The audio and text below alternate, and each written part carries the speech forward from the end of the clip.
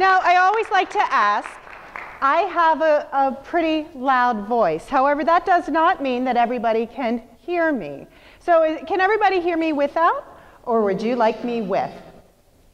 With, raise your hand. Actually, with, raise your hand. Without? Okay, you know what we're going to do? Because it's about 60-40. I'm going to use the mic for half the program. The other half I won't. No, I'm kidding. Well, I will. Because you had mentioned, Alice, that I got the name Molly Sunshine. Well, you know what? I didn't give myself the name. It happened about 8 years ago. And somebody said, no matter what is thrown your way, you seem to make sunshine out of it. You need a nickname. And, okay, I'm going to use it. I thought I'd find the middle ground. I'll use it. But what was incredible was they said, your nickname is Molly Sunshine. And for those who don't know, in addition to my motivational speaking company, Molly Sunshine Group, I also work at Westchester University as their director of training.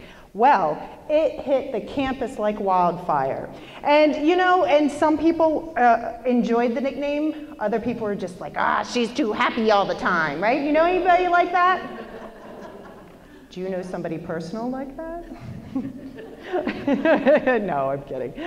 So what we're going to do today is really look at the good life. And so often we forget that our good life is our life. So often we look at others to define our own life. So today we're going to work through some things that strengthen our heart, our soul, and our mind. And it's not only going to help you, it's going to help your relationships with those close to you, your children, those you work with. So think of you as God's messenger today. I know many of you, and many of you I know are very, very, very much so in God's word through your actions, not just the word. So to kick it off, Tyler has this thing on his Kindle. Tyler's in the back. He's running the tech today. And he is an 8-year-old that said, Mom, look what I found on my Kindle. There's an app. I'm like, okay, there's an app about devotions. And I'm like, cool. And Ty kind of speaks from the heart. And many of you have, who has children in here? When they're young, it's amazing how very quickly they speak from that heart. He said, I want to share the devotional today. And as the good Lord works, the devotional is right on for what we're talking about today. So thank you, Lord Jesus. You're right. You're sending your message through your people. So Tyler, come on up with that devotion and share for us today to kick us off as we pursue the good life.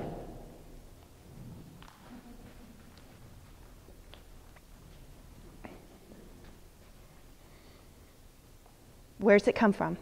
Isaiah 43, verse 20. Good. Are you walking through a dry wasteland? Are you parched and exhausted from wandering? Do not be afraid. The Lord will actually make rivers where there is no water, because He loves. No, come here. It's okay. Gotta love technology. I don't put this. It's okay. Close it out. Bring it back. There you go. It's all good.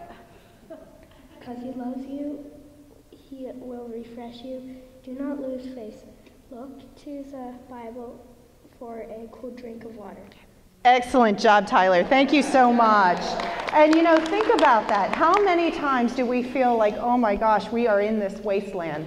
I mean, all around us, 75%, I'm sure it's even more so, we have negative impressions, whether it be indirect to ourselves or things that we see on the television, things that we see in our environment. So it's really up to us today to pursue happiness. And today, if you just, Tyler, if you can be my tech guy and slide to the first slide. Slide. Thank you. Today, we have 5 essentials to happiness. Now, to give you a background of my story, 5 years ago, I was not in a good place. I was not happy with my job, and I'm thinking, God, you have a bigger calling for me. I started my first company. Then I started my second company. Then I started my third company, because I had this mentor who said, you have an idea, you build a company. Again, who you surround yourself is very important, and we're going to talk about that. But what happened was my day job began to be more light, more passionate, and I got reconnected. It takes hard work. You know, Ben Franklin once said, and he's an amazing man. Ben Franklin, ever heard of him? Yeah, he's kind of a famous guy. But, you know, he does have this great quote that I really hold in my heart. And this is the book, I'm an author as well, I have 6 books. This is a book that really transcends the ages. But my favorite is, the U.S. Constitution doesn't guarantee happiness, only the pursuit of it. You have to catch up with it yourself. Yeah, in life so often we think that, you know, it's just going to come to us, or it should come to us, or I expect it. And it doesn't come from a good place, it comes from a place of anger. So today we're really going to look at clearing the mental clutter. How many of you have fear about something? Or something in your life, did you have a fear? Think about when you were a kid, what were you fearful of? Snakes. Anybody have snakes? What else? The dark. Who had the dark? Okay, what else? Mice. Who has little rodents?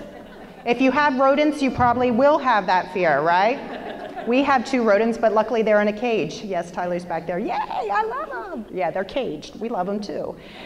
So it's those kind of things, though. How many of you are still scared of the dark? A lot less than what we had. How many of you are still scared of snakes? I know I am. But you know, let me think. When you're scared of snakes, how many of you put yourself in a wilderness and when you see a snake, you're like, I'm scared of it, I'm going to pick it up? You're like, no, that's cognitive dissonance, and that's another program. But yes, no, you don't pick it up. You know, it's the fight or flight. You sometimes when you see a snake, you don't even think, oh, that's a snake, I better run. It's immediate. It's a part of our brain. It's brain science. It's the amygdala that really causes that reaction.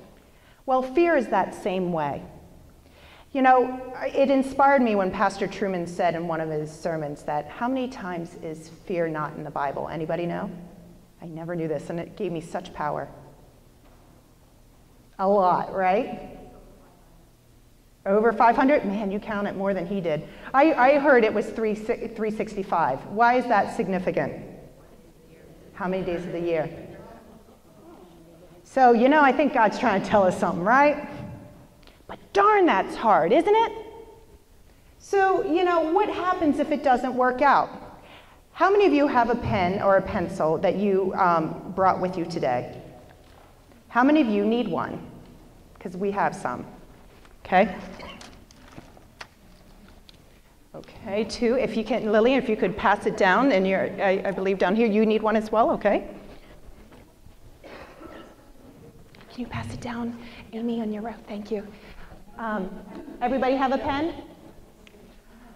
And this investment in yourself today is going to just start the transformation. And you might be saying, no, I'm really good at this. Fabulous. Spread it with someone that isn't that good at it. You're supposed to be the messenger. So write down something right now that you're fearful of. It might be something, and you're not going to be sharing this with anybody. This is you getting in touch with your heart, you know? So we can put the joy in our heart. Right, Marilyn? This is the stuff that's going to help you sing that song when it is raining outside. So write down what you're fearful of right now. Yep, this is your booklet to goodness. This is your booklet to the good life. What are you fearful of?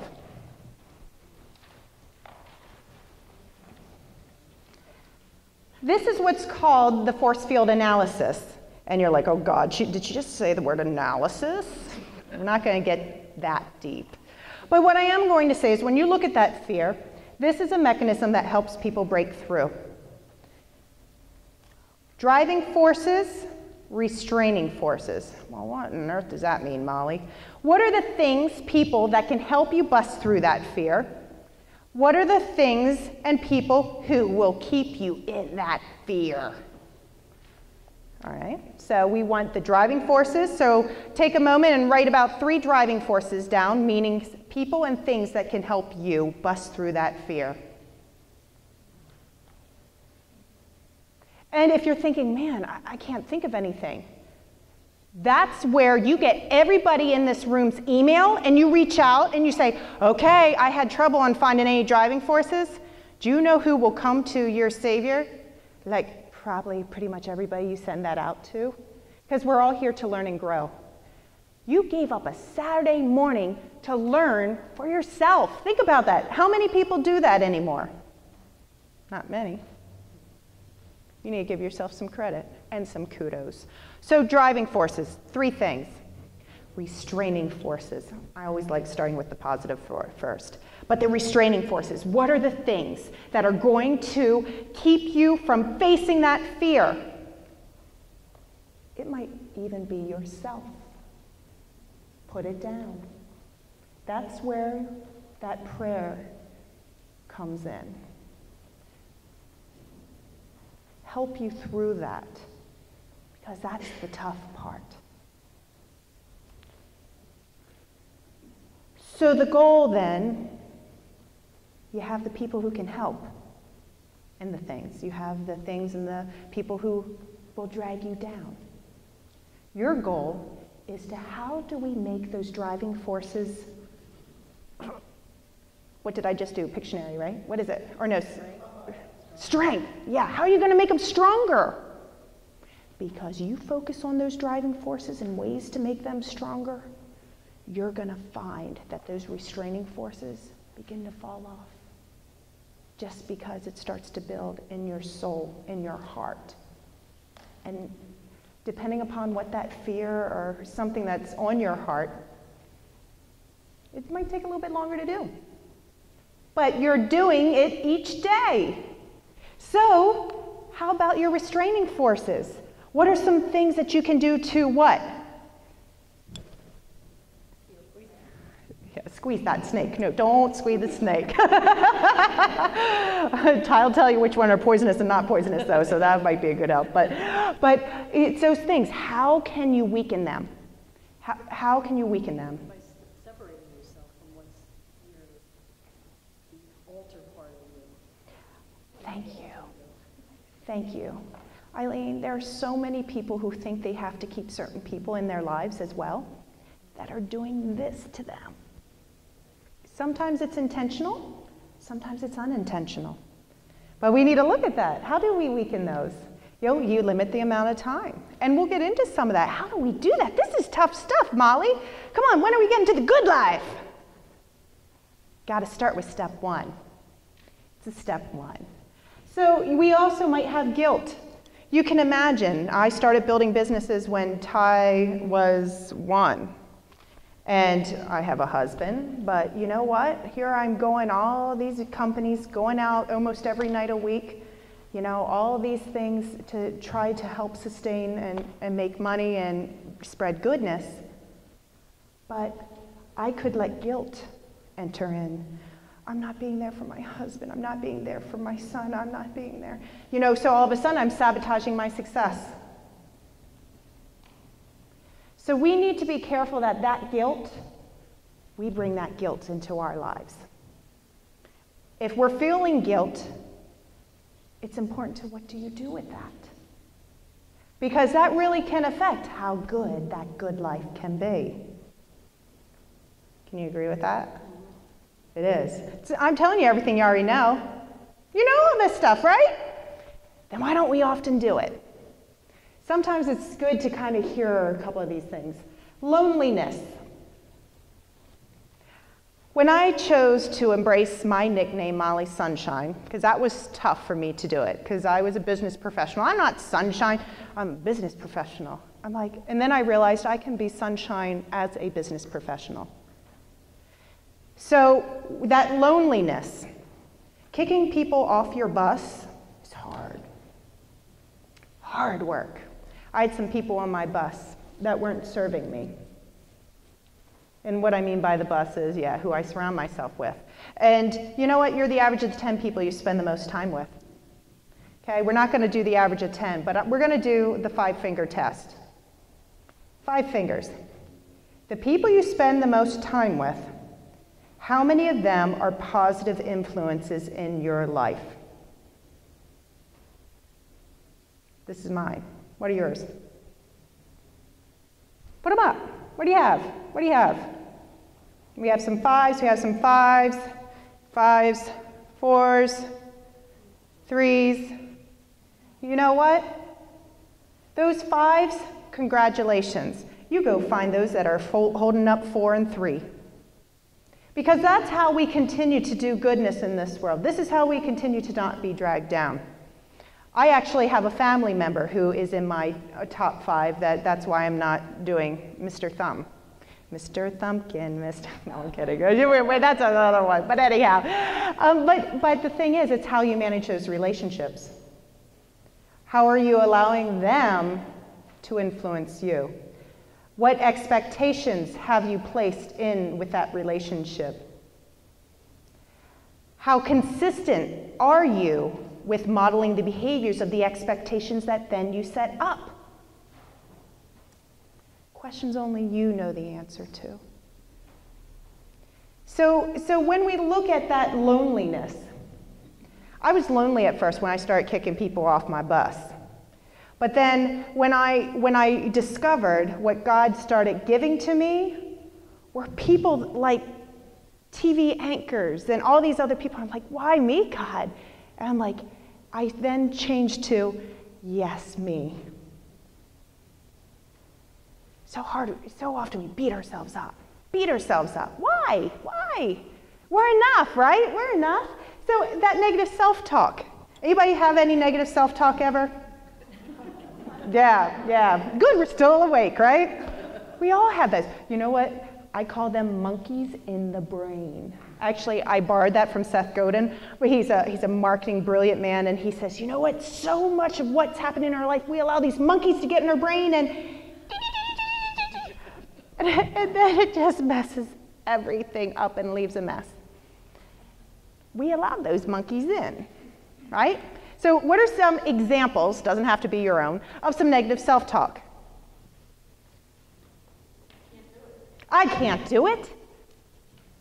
I'm too scared to get up and talk about it. I'm too scared. I can actually help you with that, but you did a marvelous job, so I'm not projecting on you, but yes, it's the second most popular thing to be afraid of, public speaking. Snakes actually, ironically, is number 1. Yeah, snakes. So what is some other negative self-talk? I'm not smart enough. Excellent one. What else? Too fat. Too thin. Body image stuff. I used to say I'm too fat, but now I'm like, oh, that's an asset.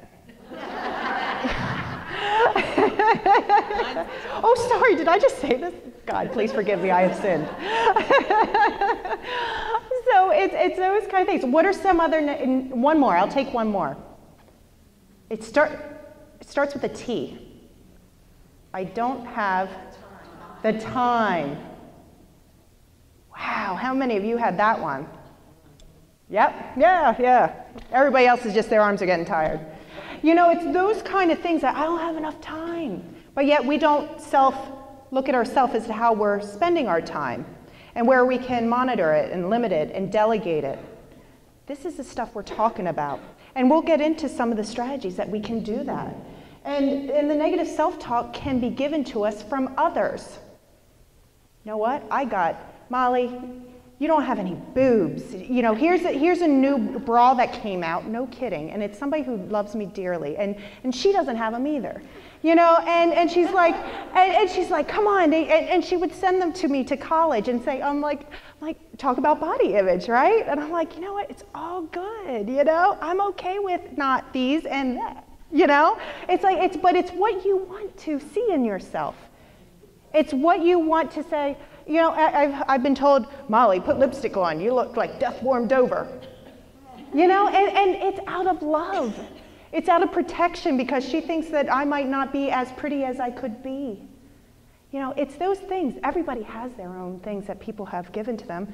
And it took me a while to realize it was coming from love and protection versus evil.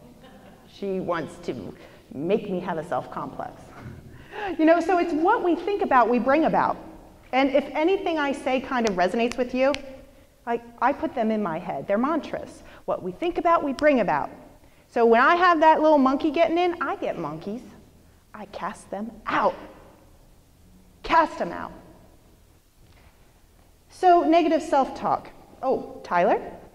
Next slide, please. Tyler, slide. All right, so here we go. There's a story behind the good life.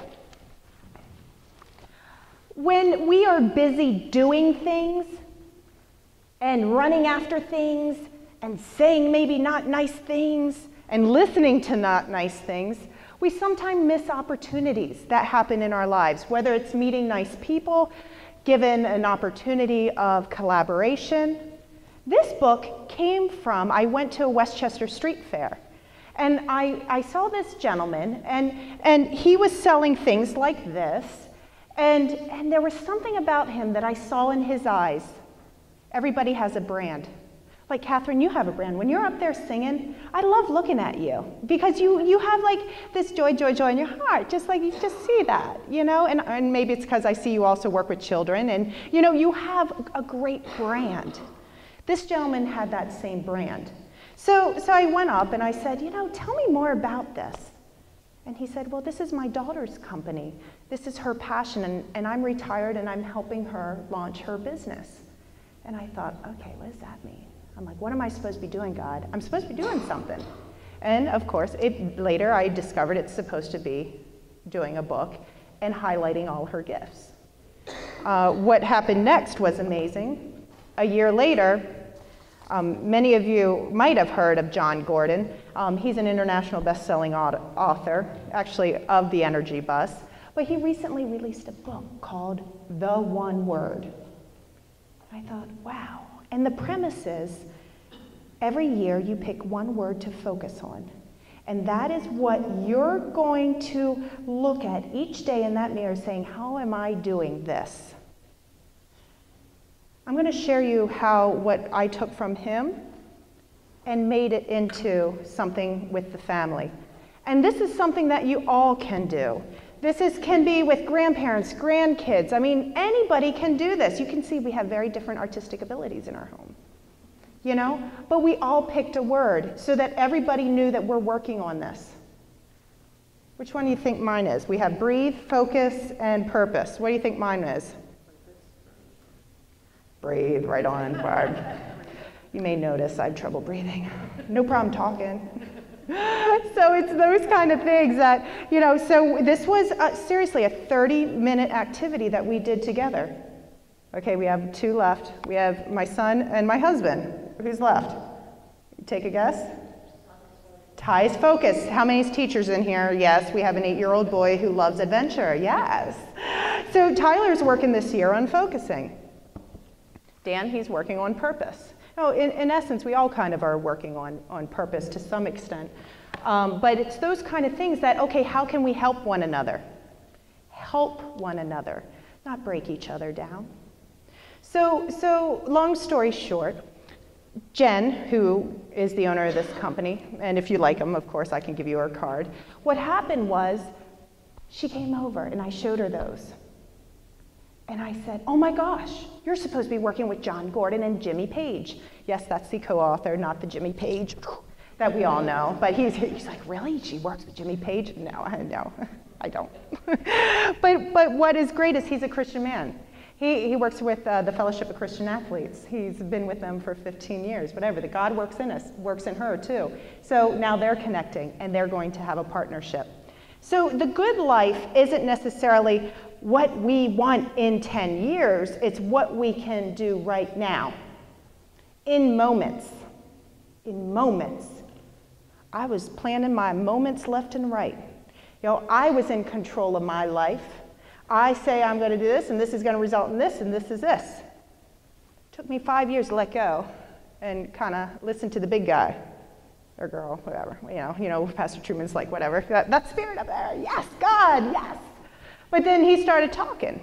You know, not everybody can hear his voice, but it takes a lot of this kind of work to get there. So that's the story behind the good life. Why alpha? What do you think of when you think of alpha? The first. How about from a religious biblical, the beginning and the alpha, omega? Yeah, beginning and the end. Well, being the elementary ed certified teacher that I am, I'm like, alpha, yeah, we'll make alphabet, you know, and this was 2 years ago. I didn't know this is going to be a part of all the workshops I do for churches. But guess what? You know who knew? God knew. Like, man, God, can't you just send me a letter and say, this is what you're going to do. You're going to do this then.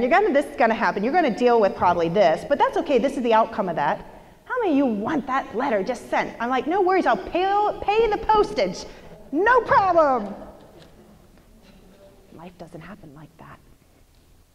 But what we do is we need to throw grace when it does. So that's the alpha attributes, and its acceptance of what is. So now let's get into shifting to what does the good life look like? Not what does Mommy think the good life look like? It's what Allison thinks, Sharon thinks, you know, what do you think the good life looks like? So write down your beautiful picture of the good life. And you might be like, I'm living it right now. Awesome! Write it down. What is your good life?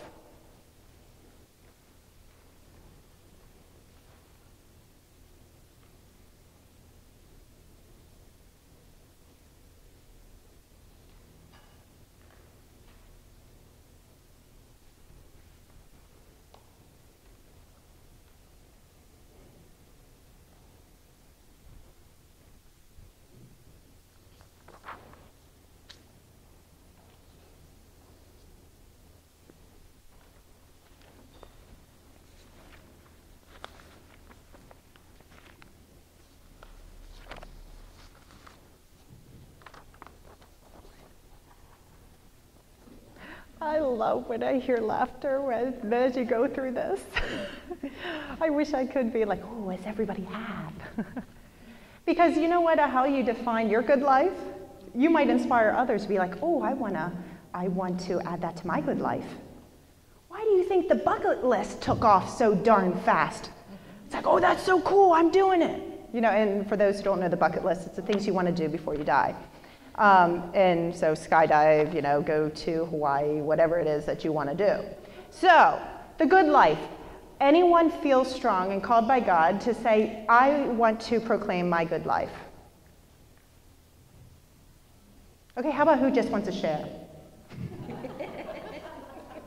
Who wants to share their good life?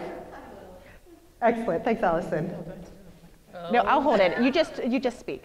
Peace in the world, happiness, smiles, hugs, beautiful surroundings, sunset, moon, stars. See, wouldn't it be amazing if every day that was a part of our daily routine, that we shared what that good life is? Okay, by the way, you can start writing the things you're going to start doing, stop doing, and continue doing as we go through this. Because that's the only way this is going to change. To go towards your good life, not away from it. Because time flies. Sometimes when you're having fun, but sometimes when you're not having fun. So why not be intentional? So when it's a full moon, guess what, Allison? You look up. How many of you look up when you see a full moon? You saw stars last night. You know, tap into that happy place. And if you're like, I don't know what makes me happy, you know what? You start asking others what makes them happy. Don't stop searching. There are people out there that are living the good life, their good life, and you can be inspired to live yours. So, anybody else want to share their good life? You know what, I'd love to do, because I do a lot of generational work too. We have 4 generations in the workforce now. And so I would encourage someone from maybe the Gen X or Gen Y to raise their hand and maybe share what their good life might look like. Which is it? Well, I'm looking at her. How old are you? 28. 28. So you actually you're actually in between Gen Y and Gen X. Like I am actually Gen X, or near Gen Y. Go ahead. Well, mine's a little more me focused. Good. So And that's okay, because it's your good life. Just saying. So my 5 things are my husband, my dog, my hopefully house someday, for both my husband and I to have jobs and to travel. Wow. You can live that life. And it's what you do to make it happen. There are certain things, and we'll go into how to make that happen for you. I have enough time and money for family. That's one that I was working on, because I didn't have that. I have it now. But if we don't proclaim that out there, we're not going to have it. And you got to let go and believe that it will happen because of your actions, thoughts, and words. So, Ben Franklin, coming back to good old Benny. Did you ever hear of his 13 virtues? Poor Richard's Almanac, maybe? So this is his way of living the good life. He had 13 virtues that he looked at himself every day, Monday through Sunday, to say, how am I living his good life? Do you think he checked mark off every single virtue every single day? No, we're human. But he also learned how to forgive himself, and for when he has those moments. When he, on his dying bed, here's some of them. Temperance, silence, order, resolution, frugality, industry, sincerity, justice, moderation, cleanliness, tranquility, chastity, and humility. It's like the Boy Scout. Well, maybe they got inspired from it, because what you do today can manifest in the future because of history, right? Who knows? We need to do a Mythbuster on that to find that out. But you know what? On his dying day, he still didn't get one done. And this is his words, not our words. You know which one? Temperance. Eat not to dullness. Drink not to elevation. That's why I love him. Yeah, see, that's why I love him, because you know what? He's cool like that, right?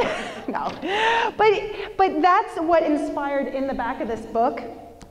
He inspired me to put trackers in it. You have trackers in it.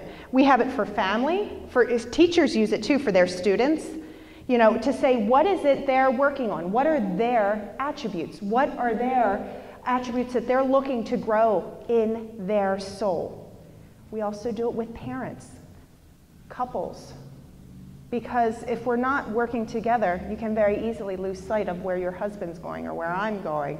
I mean, Dan, he's here being my cameraman. Dan the cameraman. I tell you, he has so many wonderful jobs that he didn't sign up for when he said, I do. And so it's looking at ourselves in that mirror and saying, you know what? We were coming over here and I said, I just want to say how grateful I am that you both are going to be here today. So it's making that time. It's making that time. So, what does your good life virtues look like? I have something in the back of your packet that looks like this. It's on the last page. Everybody has this. And these are just sample attributes. If you go to the mollysunshine.group.com, I actually have one that really gets into your core values. These are more character traits. The one online is actually getting to your core values. I had my husband do it. You know what? I was triggering him all over the place. You know what was in his core value? Pride. Again, I didn't sign up for that either, did I? But you know what? It's my job to not beat him up on things, right?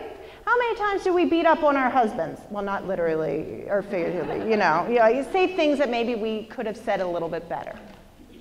It happens.